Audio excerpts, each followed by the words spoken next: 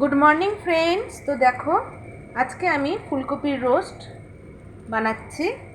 তার জন্য আমি ফুলকপি এবং আলুটাকে খুব ভালো করে ভেজে নিয়েছি এবং কড়াইতে মশলাটা কষিয়ে নিচ্ছি। মশলার মধ্যে আমি আদা, রসুন, পেঁয়াজ দিয়ে দিয়েছি আর দিয়েছি টমেটো। খুব ভালো করে একসঙ্গে আমি কষিয়ে নিয়েছি, দেখতেই পাচ্ছ। এবার আমি মিক্সির বাটি ধোয়া জলটা আমি ঢেলে দিচ্ছি।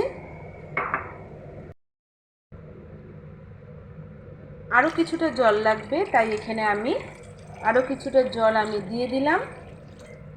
এবার জলটাকে আমি ফুটতে দেব। ঢাকনাটা সরিয়ে দেখব, দেখো ফুটে গেছে।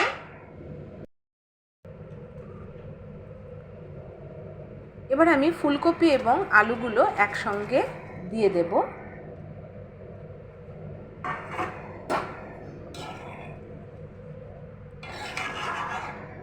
আরও কিছুক্ষণ আমি ফুটতে দেব যাতে ফুলকপি আলুটা গলে যায়।